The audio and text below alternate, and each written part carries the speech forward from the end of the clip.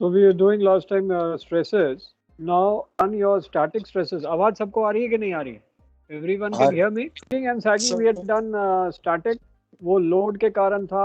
अगर हमने forward and आफ्ट में ज़्यादा लोड रखा, सेंटर में मिडशिप में नहीं रखा, तो हॉगिंग हो रही थी, और सेंटर में ज़्यादा लोड लगा मिडशिप्स में और एंड्स में कम रहा तो सैगिंग थी. इन केस ऑफ वेव, जब आपकी वेव आती है तो ये आपका क्रेस्ट होता है और यहाँ ट्रफ होता है. तो जब क्रेस्ट मिडशिप्स में आती है तो यहाँ force of buoyancy is increase than force of gravity, और ट्रफ क्योंकि एंड में है तो यहाँ force of gravity is more than force of buoyancy. तो ये आपका हॉग करता है बिकॉज ऑफ द वेव. अब ये वेव आगे चले जाती है और यहाँ ट्रफ आ गया और एंड्स पे यू हैव नाउ क्रेस्ट. तो यहाँ force of buoyancy is more than force of gravity, और मिडशिप्स पे force of gravity will be more than force of buoyancy क्योंकि यहाँ ट्रफ है. सो दिस विल सैग. अब क्या है कि लोड तो आपके एक ही जगह रहते हैं, वो शिफ्ट नहीं कर रहे हैं, बट वेव शिफ्ट करती जाती है लगातार. यहाँ क्रेस्ट आया, फिर ट्रफ आया, फिर क्रेस्ट आया, फिर ट्रफ आया. इसके कारण this is known as dynamic stresses, और इसको हम कहते हैं क्योंकि एक ही जगह पे रहता है. So that's why this is static and this is dynamic. तो ये अगर आप देखो, सी के कारण MOL का जहाज है जो क्रैक कर गया because of excessive hogging caused by your sea state, plus उसका ऑलरेडी हॉगिंग था. तो dynamic stresses and static stresses मिलके एक्सेसिव स्ट्रेस हो गया एंड शिप ब्रोक अपार्ट. तो this is a hogging because यहाँ क्रेस्ट आ गया. बाद में सैगिंग होगा, फिर हॉगिंग होगा, फिर सैगिंग होगा. शिप ज़्यादा ओल्ड होगा तो फटीग स्ट्रेस आ जाएगा और ये क्रैक कर जाएगा. So in hogging, the force of buoyancy are concentrated around the section amidships. Ends are loaded and the ship will tend to move downwards at the bow and stern, while the section amidships to move upwards because of buoyancy stress, buoyancy force. So your deck structural members are subjected to tensile stress. Stress का मतलब खिंचाव. While bottom stresses are compressive because दबाव. So bottom stresses are compressed and the deck structure area is stretched in this hogging. So it is similar like static stress, only the static stress is caused because of weight. Dynamic stress is caused because of waves. Action of waves are creating dynamic stress. The more the wave, the higher the wave, the more dynamic stresses will be there. So if your wind force is more, your dynamic stresses will be increased. हमने already कर दिया है. Now we come to sagging stress. अगर वही चीज अगर हमारे wave के कारण है तो यहाँ आपके at the ends your crest is there which is creating more force of buoyancy than force of gravity. Midships you have more crest trough, so your force of gravity is more than force of buoyancy. So your vessel tends to sag, and that's why your bottom plating will be subjected to tensile stress. Your deck plating will be subjected to compressive stresses. Now the next round of stresses we'll do will be your water pressure stress. तो ये water pressure stress है, and water pressure stress will depend on the depth or draft of the ship. तो bottom में equal stress आएगा, लेकिन sides में the stress will increase with the depth or the draft of the vessel. ऊपर में stress कम होगा और नीचे में स्ट्रेस ज़्यादा होगा. So your stress can be, इसको हम बताते हैं अभी स्ट्रेस कैसा होगा. इसको पढ़ा के then we'll go as per the formula. So the water pressure is acting for the ship and will increase with the depth. So basically the shell plating is going to bend inwards. Cave inwards means bend inwards because of water pressure stress. जैसे आपका physics में आपने पढ़ा है कि अगर एक डब्बे में वैक्यूम क्रिएट करके उसको पानी में डालोगे तो पूरा वो पिचक जाएगा. That is water pressure stress. अभी रिसेंटली जो इंडोनेशियन नेवी का एक सबमरीन था and lot of vessels were searching it. कल मिला वो. It was cracked and broken into 3 parts, found at 80 meters below sea. सारे लोग मरे हुए थे. Why did it crack? Because of water pressure stress. It could withstand depth of meters. Water pressure stress के लिए उसकी कंस्ट्रक्शन बनी हुई थी, बट वो और नीचे चला गया, so it could not come up and the water pressure broke that submarine into 3 parts. तो सिमिलरली आपके शिप को अगर स्ट्रक्चर नहीं होगा, it will break apart. So the stress of water pressure is resisted by frame, bulkhead, floor and girder. ये सारी चीजें मैं इसके बाद स्ट्रेसेस के बाद बताऊंगा ये सारी चीजें क्या है. अब जरा डायग्राम में ले लें. सो वाटर प्रेशर यहाँ कम है, यहाँ बढ़ता जाएगा, यहाँ इक्वल है, यहाँ कम है और बढ़ता जाएगा with the draft. So water pressure can be given by a formula HdG, where H is your draft of the vessel, D is the density of sea water and G is acceleration due to gravity. जैसे जैसे आपकी density of C water बढ़ेगा, water pressure stress बढ़ेगा. Fresh water में आओगे तो water pressure stress will be less. HdG or H rho G.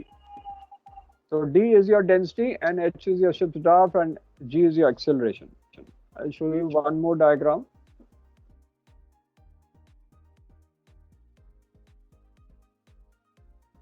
So here I've written rho. You can write either D or rho. H draft of the ship. अगर आपका suppose cargo भी है tanker के अंदर, so it can be what is the depth of cargo inside tank. तो inside pressure क्या होगा? H rho G. outside pressure होगा HdG. So टैंक के अंदर जो प्रेशर होगा for your car, maybe kerosene you have loaded or petrol you have loaded, तो उसका होगा H, that is depth of the cargo in the tank, into density of that cargo and acceleration due to gravity. Outside pressure will be H, the draft of the ship, D, the density of sea water, and G, acceleration due to gravity. So this is compensated by frame, stringer, ये सब explain करेंगे बाद में. Bottom plating, hull plating, bulkhead, girder. इसको जरा screenshot ले लो so that ये आपके नोट्स में काम आएगा.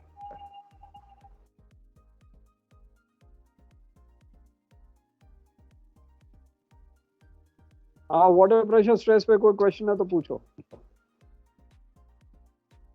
Any questions on water pressure stress?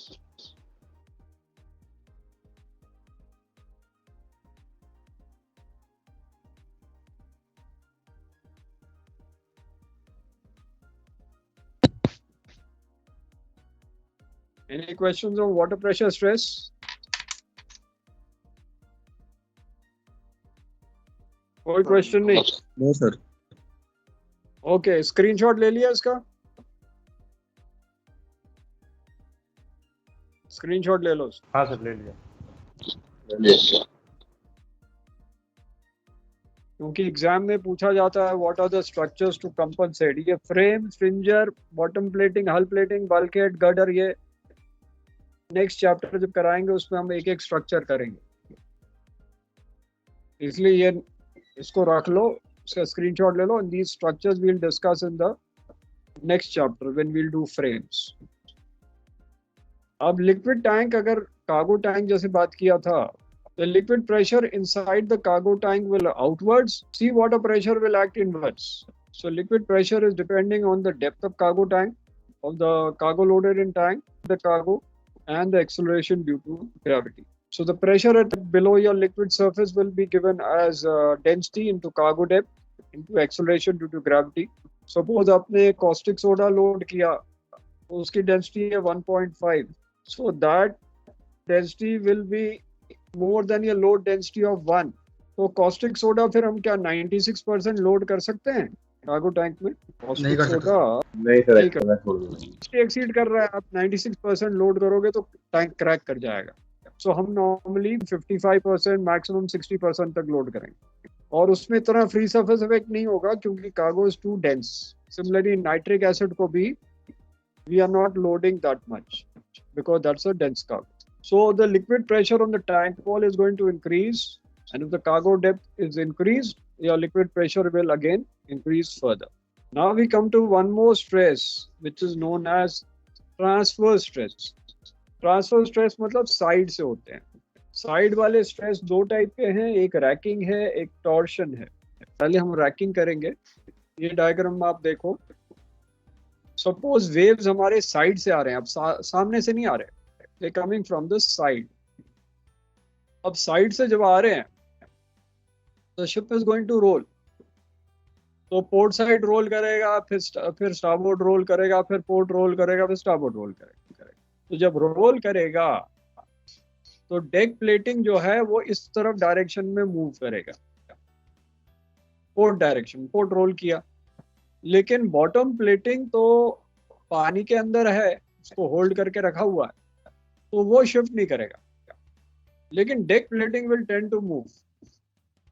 अब जब ये मूव करेगा तो ये एरिया भी मूव करेगा. That is your hull will also try to move, क्योंकि वो ऊपर का मूव कर रहा, बॉटम तो पानी ने रोका हुआ है. तो यहाँ आपके क्रैक्स आ सकते हैं इस एरिया में. In corners of the hull, corner area inside the ship will be subjected to racking stress.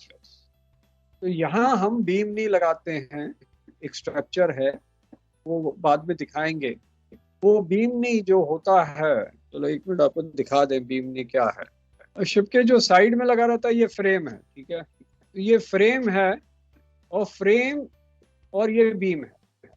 इन दोनों के बीच में एक स्ट्रक्चर लगा होता है, उसको बीम नहीं कहते यहाँ, क्योंकि ये नहीं तो क्रैक कर जाएगा. इसको बीम नहीं कहता है. Just show you one more diagram. Beam नहीं किधर है?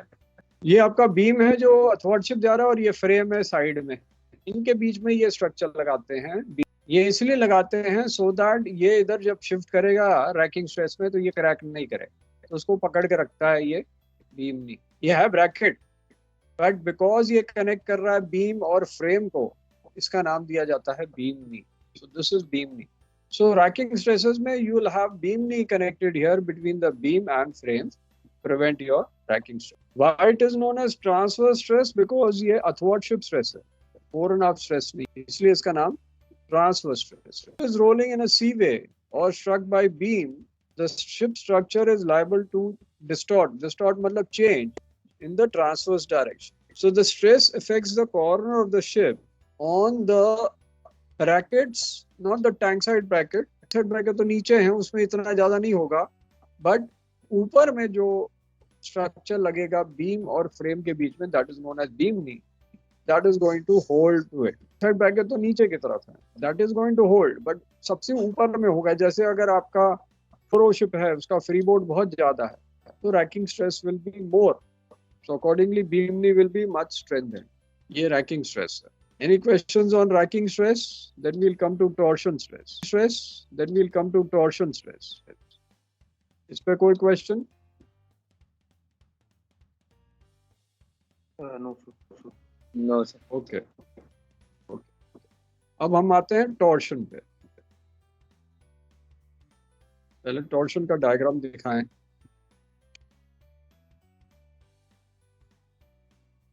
एक और डायग्राम है, पहले उससे दिखाते हैं फिर इससे दिखाते हैं.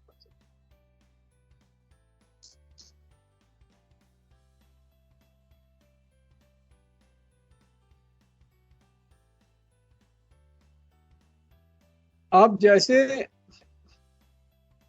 हम ऐसे इस लाइन पे जा रहे हैं और वेव्स हमारी आगे से आ रही है, सो दैट इज हेड सी. तो हमारी पिचिंग पाउंडिंग काफी होगी. तो सपोज कैप्टन ने कहा कि चलो 45 डिग्री अल्टर कोर्स करो, तो हमने इधर से हेड चेंज करके 45 डिग्री अल्टर कर गया.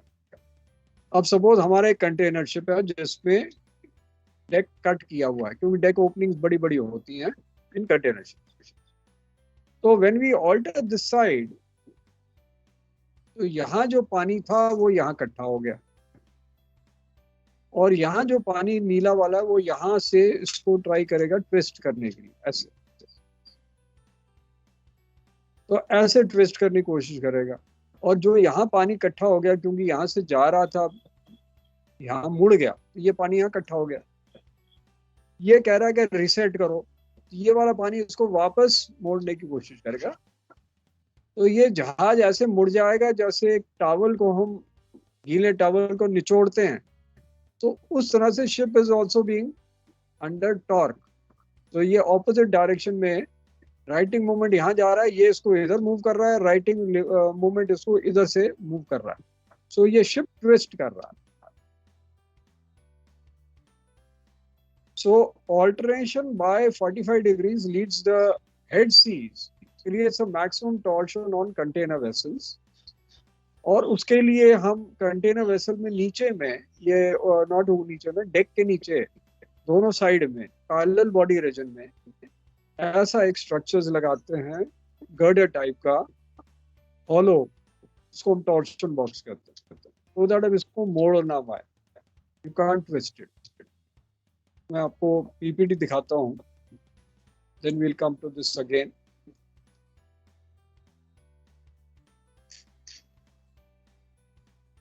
तो शिप आपका ऐसे ट्विस्ट हो रहा है, टॉर्शन में है, ship is getting twisted like this, क्योंकि ये डेक ओपनिंग्स बड़े बड़े हैं, ज्यादा ट्विस्ट होगा।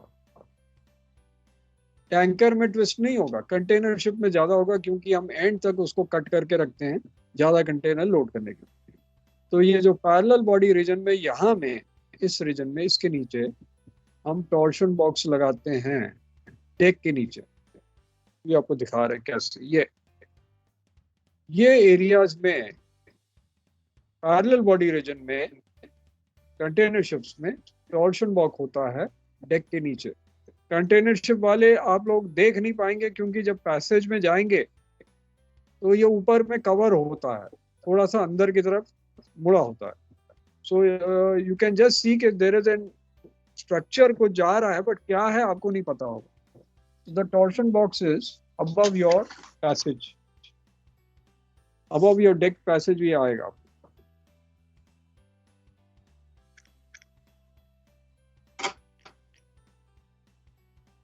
जैसे ये है, तो सेलर कंटेनर शिप में ऐसे लगा होता है, छोटे जहाज में नहीं होगा, ये बड़े जहाज जो काफी वाइड है।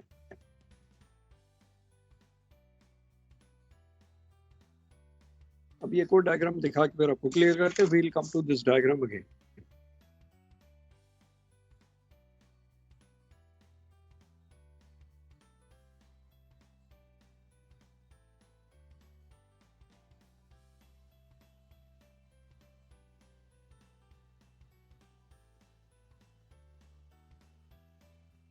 अब टॉर्जन बॉक्स कंटेनर शिप में ही क्यों है, टैंकर में क्यों नहीं, बल्कि रेल में क्यों नहीं?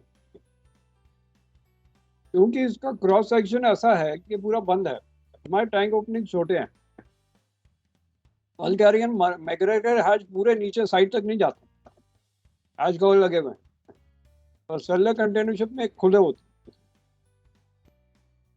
ओपन टॉप कंटेनर शिप्स जो हैं उनमें ज्यादा होते हैं, हैशलेस कंटेनर्स में ज्यादा होगा। तो इस टाइप का जो बॉक्स है हॉलो बीच में, इसको लगाएंगे यहाँ to compensate for the torsion stresses. यहाँ भी दिखाया हुआ है।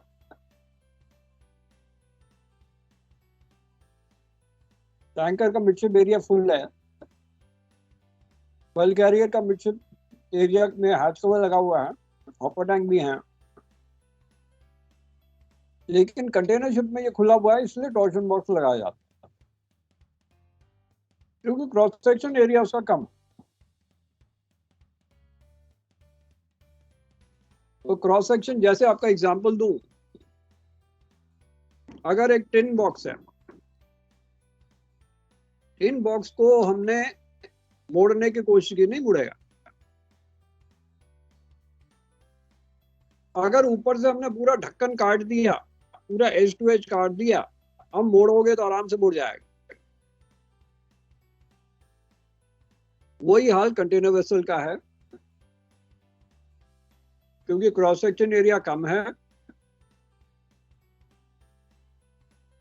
इसलिए उसको जल्दी मोड़ सकते। तो सी के एक्शन से मुड़ रहा है। वैसे दो टाइप के टॉर्शन हैं, एक ड्यू टू वेट और एक ड्यू टू वेव्स। अभी कराएंगे उस पर। तो एक आपका वेट के कारण होता है और एक वेव्स के कारण होता है। तो torsion is caused due two forces which do not pass through the centre line of the ships हल सेक्शन। वो फोर्सेस सेंटर टू सेंटर नहीं जा रही, साइड से आती है, क्योंकि सेंटर से आती है तो ट्विस्ट ही नहीं होता। एक पोर्ट साइड से आ रही है, एक स्टारबोर्ड साइड से आ रही है, तो दोनों उल्टी डायरेक्शन में मूव कर रही है, उसको ट्विस्ट कर रही है। तो it's like you rinse a cloth by twisting it, वैसे शिप को ट्विस्ट कर रहे हैं। तो उसका एक कंपोनेंट होता है स्टैटिक टॉर्शन और स्टिल वाटर टॉर्शन। इसका मतलब just because of weight, port side हमने ज्यादा लोड कर दिया, स्टारबोर्ड साइड में भी ज्यादा लोड कर दिया, और स्टारबोर्ड पोर्ट फॉरवर्ड एंड में हमने ज्यादा लोड कर दिया, स्टारबोर्ड फॉरवर्ड एंड में हमने इतना लोड नहीं किया, कम लोड किया, और हाफ सेक्शन के स्टारबोर्ड साइड में लोड कर दिया और हाफ सेक्शन के पोर्ट साइड में लोड नहीं किया, ठीक है, तो आपका जहाज ट्विस्ट कर जाए। तो स्टैटिक है। डायनेमिक होता है because of wave, water body उसको राइटिंग लिवर दे रहा है। सो शिप हेडिंग ओब्लिकली मतलब at an angle maximum 45 degrees पे आपका टॉर्शन स्ट्रेस ज्यादा होगा with the wave, so it will be subjected to righting movements in opposite direction at the ends mean forward and that is why the hull will be in torsion. So in these ships torsional movements are there but stresses are on tankers or small container ships में नहीं होगा, but large container ships which have got wide opening be more. So in large container ships with large openings, आजकल आपके 60 metre broad container vessels आ गए हैं, उनमें काफी ज्यादा होगी, and long deck openings they are significant. So the ships are designed to withstand the maximum torsion load to static और डायनामिक और both. So in some cases where there is large openings, it becomes very difficult to strengthen the vessel only by girder and the concept of torsion box arose। ये top reason में deck के नीचे hollow boxes type का structure लगाएंगे। Hollow इसलिए क्योंकि अगर वो वेट वाला ज्यादा वेट का आ जाएगा तो सेंटर ग्रेविटी ऊपर चला जाएगा, और सेकंड हो जाएगा कि आपका लाइट शिप वेट बढ़ जाएगा, इसलिए हम हॉलो यूज कर रहे हैं। So the torsion box can be defined as continuous structure formed in between top part of longitudinal bulkhead, freeboard deck and shear strake। इन सब से एक बॉक्स बन जाता है और वो बॉक्स कंटिन्यूसली रन करेगा from collision bulkhead up to aft peak bulkhead, and it is heavily stiffened due to bulb angles, will strengthen against torsional movement and other bending loads। तो यहाँ आपका सेम डायग्राम है, exam में तो आपको ये diagram बनाना है। ये क्रेस्ट आ गया, तो क्रेस्ट के कारण यहाँ से आपको प्रेशर ज्यादा आया फॉरवर्ड एरिया से, ये फॉरवर्ड से देख रहे हो, ये आफ्ट से देख रहे हो। तो this view is from forward. जो क्रेस्ट वेव है वो आपको इधर टर्न कर रहा है, और पीछे का जो क्रेस्ट आया वो आपको इधर टर्न कर रहा है, उल्टी डायरेक्शन। तो आपका ट्विस्टिंग हो रहा है। You putting a torsion box just under deck, running continuously from forward collision bulkhead to aft collision bulkhead to resist the torsional forces acting on the ship on both the sides। इस twisting को वो prevent करते हैं। ये box आपके deck के नीचे दोनों साइड में लगेंगे। तो टॉर्शन में कोई डाउट्स है तो बताओ, एनी डाउट्स इन टॉर्शन? कोई डाउट है टॉर्शन में? टॉर्शन क्लियर है कि नहीं? Hello sir. सर वो डायनामिक वाला एक बार समझा दो फिर से। डायनामिक टॉर्शन, स्टैटिक तो समझ आ गया, डायनामिक समझा। हाँ जी सर, स्टैटिक।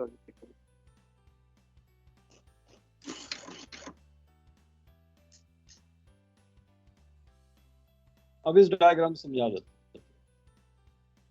हम ये इधर से देख रहे हैं, ये जो डायग्राम है ये हम इधर से देख सकते हैं, ये पीछे से नहीं देख रहे, हम आगे से देख रहे हैं। अगर हम आगे से व्यू करें, ये आपका फ्लेयर है शिप का, और पोर्ट साइड में आपकी वेव आई हुई है क्रेस्ट, क्योंकि आप टर्न कर गए हो तो क्रेस्ट इधर से नहीं आ रही, इधर ज्यादा आ रही। इधर इसकी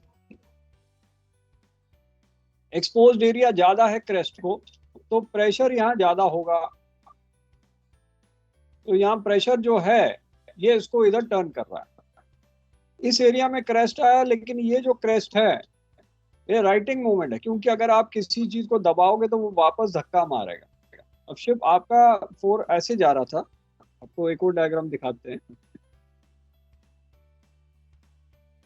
शिप आपका तो ऐसे जा रहा था, आप टर्न करके स्टारबोर्ड 45 डिग्री, तो यहाँ जो पानी था वो रेजिस्ट करेगा उसको वापस लाने के लिए। तो ये जो पानी है इसको रेजिस्ट कर रहा है इसको वापस लाने के लिए, और यहाँ जो क्रेस्ट है वो इसको इधर दबा रहा है।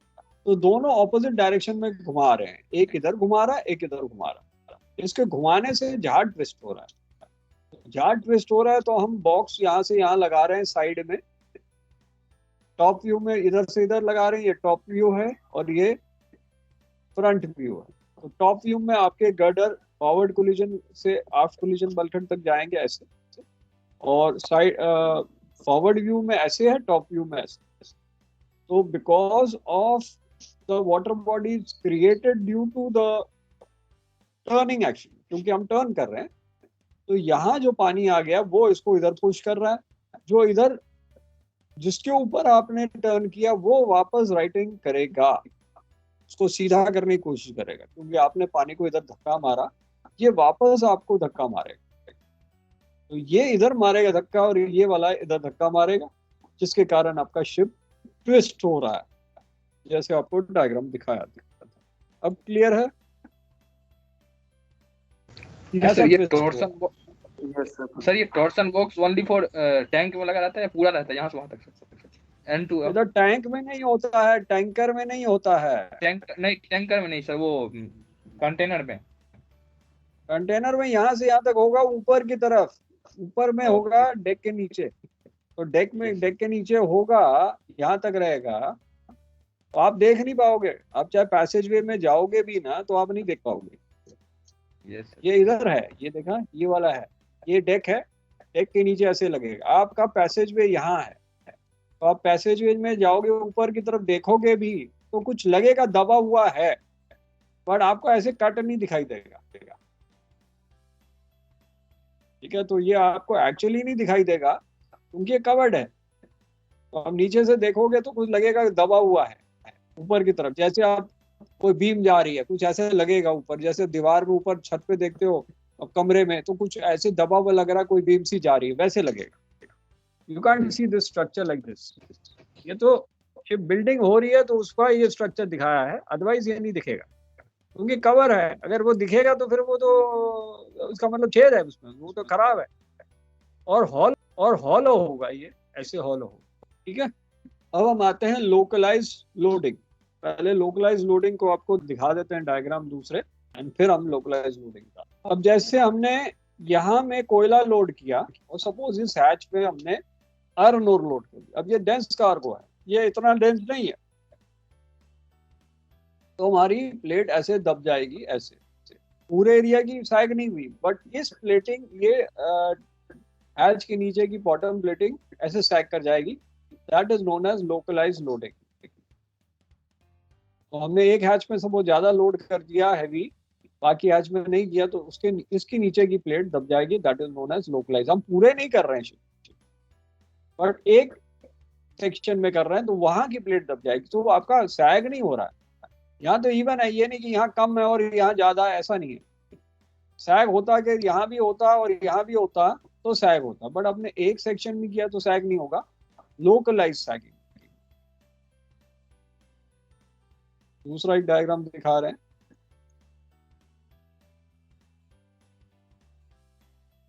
तो सपोज हमने यहाँ किया तो प्लेट ऐसे हो जाएगी लोकलाइज लोडिंग में।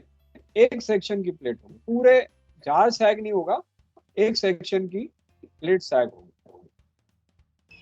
सर ये कोई भी एक सेक्शन का प्लेट सैग हो सकता है जिसमें लोडिंग एक ही सेक्शन होगा। जैसे सपोज हमने एक हैवी लिफ्ट लोड कर दिया एक सेक्शन में, तो उधर की प्लेट दब जाए। कुछ किसी एरिया में अगर आपने देखा है, आप सपोज आपकी प्लास्टिक है, प्लास्टिक में एक सेक्शन में हमने हैवी लोड कर दिया, बाकी सेक्शन नॉर्मल किया, तो उसके नीचे के प्लास्टिक खिंच जाएगा ना। तो वैसे ही लोकलाइज लोडिंग एक सेक्शन में आपका खिंच जाएगा। Yes sir, thank you. तो ये आपका डिस्टॉर्ट हो जाएगा उस सेक्शन, बाकी सारा नहीं होगा, वो सेक्शन लोकली डिस्टॉर्ट हो जाएगा। सो लोकलाइज्ड हेवी लोड्स में give rise to localized distortion of the transverse section. जैसे हमने मेन इंजन हैवी लोड कर दिया तो इंजन रूम के नीचे हमें स्ट्रक्चर लगाने पड़ेंगे, नहीं तो वहां दबाव हो जाएगा लोकलाइज।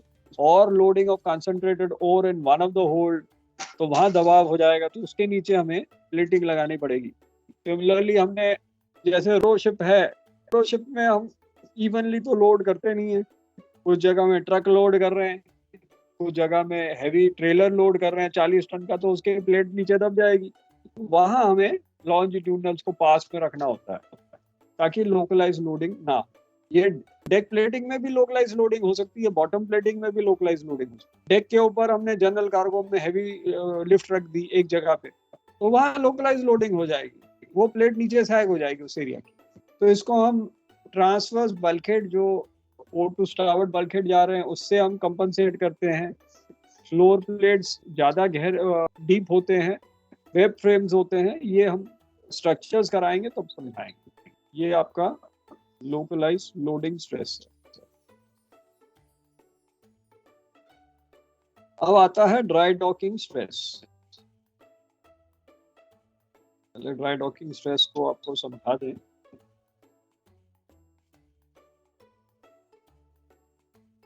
अब जैसे हम ड्राई डॉक में जा रहे हैं, तो ये हमारा कील ब्लॉक हो गया, ये बिल्ज ब्लॉक हो गया, ठीक है। ये तो छोटा जहाज है, हमने ज्यादा चौड़ा नहीं है तो हमने एडजस्ट कर लिया, लेकिन सपोज इससे भी चौड़ा जहाज आ गया तो कैसे करेंगे? तो उधर क्या होगा कि जो एंड साइड है वो नीचे सैग कर जाएगा ऐसे, तो उधर हमें एक एक्स्ट्रा रो ब्लॉक लगाना पड़ेगा। जैसे ये एंड है, वहां आपका एक्स्ट्रा दबाव हो गया, वहां सैग हो रहा है एंड में, तो हमें एक्स्ट्रा रो ब्लॉक लगाने। अभी आपको और डायग्राम दिखाते हैं। जैसे ये जहाज है, अब ऐसे ये ड्राई डॉक में है, सपोज ये काफी चौड़ा होता तो आपके जो ब्लॉक्स काफी सारे रो लगाने पड़ते, नहीं तो एंड सैग कर जाता। अभी आपको मैंने डायग्राम एक बनाया, वो भी दिखाता हूँ।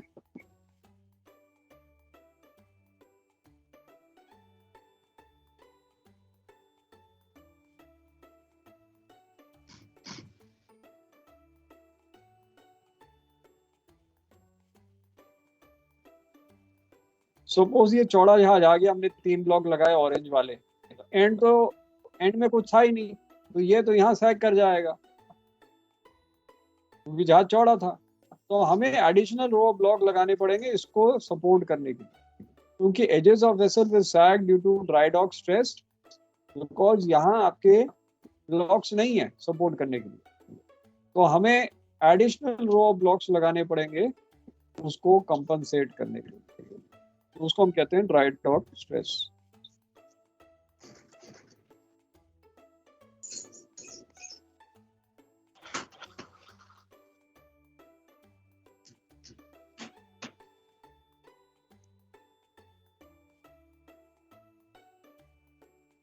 अब क्योंकि ड्राई डॉक पे जब हम जाते हैं तो वाटर प्रेशर स्ट्रेस तो खत्म हो गया,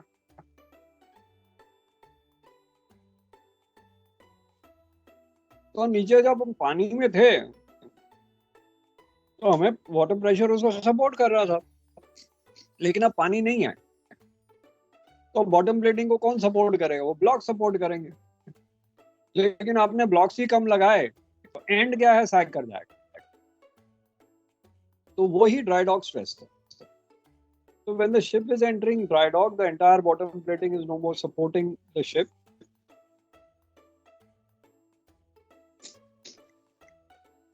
And the vessel sits on 3 rows of concrete blocks, causing unsupported portion to sag transverse. तो जो एरियाज जो आपके सपोर्टेड नहीं थे सेक्शन, उनमें आपका ड्राई डॉक स्ट्रेस लग रहा है।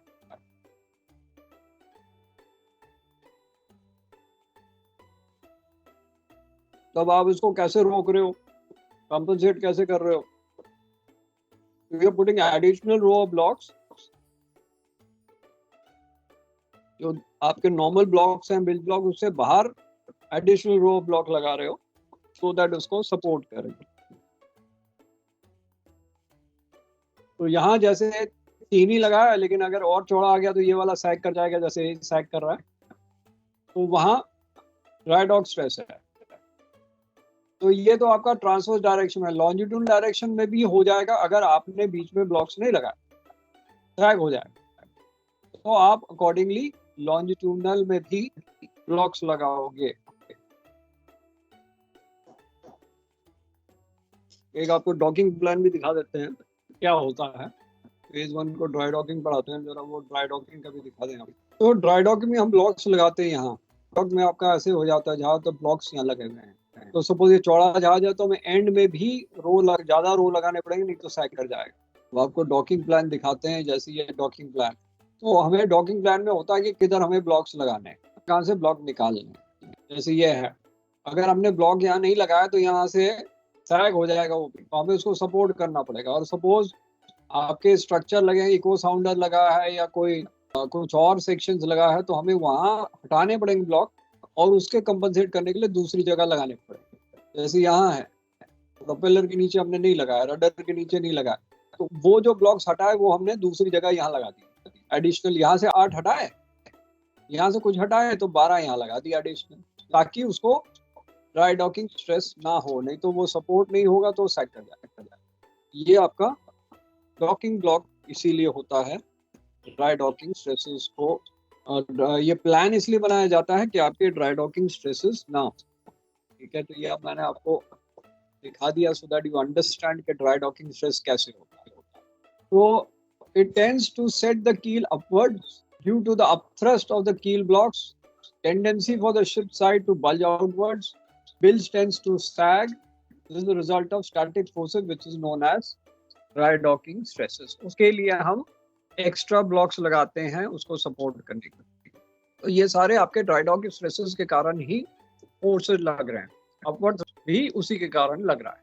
तो bilge area with ship side to bulge outwards, tendency of the keel to rise upwards, उसके लिए हम ब्लॉक्स लगाते हैं सपोर्ट करने के लिए। अब एक और स्ट्रेस आता है, उसको हम कहते हैं वाइब्रेशन स्ट्रेस।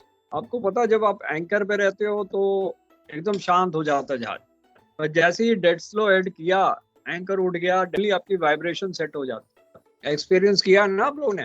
यस। तो एंकर में तो वाइब्रेशन है ही नहीं। जैसे जहाज को डेड स्लो ऐड दिया, एंकर उठा, वाइब्रेशन शुरू। और ये वाइब्रेशन के कारण आपके कई स्ट्रक्चर टूट सकते हैं, उनको हमें मजबूत बनाना है। तो वाइब्रेशन स्ट्रेस 2 टाइप की होती है, एक तो मशीनरी वाइब्रेशन होती है, दूसरी हल वाइब्रेशन होती है। हल वाइब्रेशन होती है ड्यू टू पाउंडिंग फोर्सेस। जैसे बैलेंस कंडीशन में है, फॉरवर्ड सेक्शन बाहर निकल गया और फटका मारा जोर से पानी में, सडनली आपका शिप पूरा वाइब्रेट करेगा जोर से, आपको भी लगेगा पता नहीं क्या फटका मारा है, तो वो हल वाइब्रेशन है बिकॉज ऑफ वेव्स। और एक होती है मशीनरी वाइब्रेशन। कार्गो पंप चालू करते हो, टैंकर में तो वाइब्रेशन शुरू हो जाता है। इंजन चालू करते हो, प्रोपेलर चालू करते हो तो वाइब्रेशन हो जाता है। तो मशीनरी वाइब्रेशन जो है that originates because the operation of the machinery and can be listed under machinery vibrations. So any machinery that has parts moving at certain frequency will induce vibration. उनकी सबकी अपनी frequency होती है। तो आपका main engine है, propulsion shaft है, gear box है, प्रोपेलर है, पंप्स हैं, डीजल जनरेटर है, ये सब वाइब्रेशन क्रिएट करते हैं। अब इसमें 3 टाइप की है, लेकिन हम इसको डिटेल नहीं आएंगे। Torsional vibration, axial vibration, lateral vibration, इसकी तरफ आप ध्यान नहीं दो, सिर्फ आपको पता है मशीनरी की वाइब्रेशन। इन 3 वाइब्रेशन पे आपको ध्यान देने की जरूरत नहीं है। दूसरी टाइप की वाइब्रेशन होती है हमारी हल के कारण। तो the natural frequency of ships hull are relatively difficult to predict accurately and they are affected by the loading condition. So the 2-stroke engine जो है do not generate any free forces and the free movements are generated only on the certain types of cylinders. अगर आपने telegraph देखा है तो telegraph में एक लाल reason mark है, सबने देखा है कि नहीं देखा है? टेलीग्राफ हमने ब्रिज पे देखा है ना, फ्लोइड के नीचे आरपीएम में लाल मार्क है। इसको क्या कहते हैं? लाल कलर का कुछ मार्किंग है, क्रिटिकल आरपीएम, करेक्ट, उसी की बात कर रहे हैं। तो अगर आपकी उस हमने आरपीएम पे शिप को ले आए सपोज आपका आरपीएम फॉल करके उस रीजन में आ गया तो क्या होगा, आपका शिप बहुत वाइब्रेट करेगा, इंजन बहुत वाइब्रेट करेगा। तो उस टाइम क्या होगा, जो इंजन की वाइब्रेशन है शिप की वाइब्रेशन को मैच करेगा, और अगर वो मैच करेगा तो आपने फिजिक्स में पढ़ा है रेजोनेंस हो जाएगा, और वो रेजोनेंस के कारण आपके मेन इंजन के पार्ट्स टूटने लग जाएंगे। ये जो वही हाल है जब आपने पढ़ा था स्कूल में कि ब्रिज के ऊपर मार्चिंग नहीं करते, सोल्जर अगर मार्च कर रहे हैं ब्रिज पे कहते कोई मार्च नहीं करेगा, तो मार्चिंग करोगे तो क्या होगा, उसकी फ्रीक्वेंसी मैच करिए, ब्रिज टूट जाएगा। पेपर में आया था आई थिंक कुछ महीनों पहले, एक छोटा सा पुलिया थी, उसके ऊपर शादी के बारात जो है डांस करने लग गई, पुलिया टूट गई। पुलिया उसके वेट के कारण नहीं टूटी, रेजोनेंस के कारण टूटी। तो अभी नेक्स्ट क्लास में इसको कंटिन्यू करेंगे। एक क्लास में ये रेजोनेंस समझ नहीं आएगी आपको, फिजिक्स का याद करना पड़ेगा रेजोनेंस क्या है, और आपकी नोड फ्रीक्वेंसी क्या होती है, क्रिटिकल फ्रीक्वेंसी क्या होती है, उसके ऊपर हम आएंगे अगली बार। ठीक है, तो अभी आप चाय वाय पी लो, अगली क्लास में इसको कंटिन्यू करेंगे। स्ट्रेसेस को, स्ट्रेसेस बड़ा इंपॉर्टेंट है, क्योंकि जब तक आपको समझ नहीं आएगा आगे की क्लासेस में आपको मुश्किल हो जाएगा, मेट्स में बहुत मुश्किल हो जाएगा अगर समझ नहीं आता। तो इसको मैं दोबारा बताऊंगा क्रिटिकल वाइब्रेशन को फिर से next class. Okay then, Okay, call in sir. Off. Okay, sir. Thank you.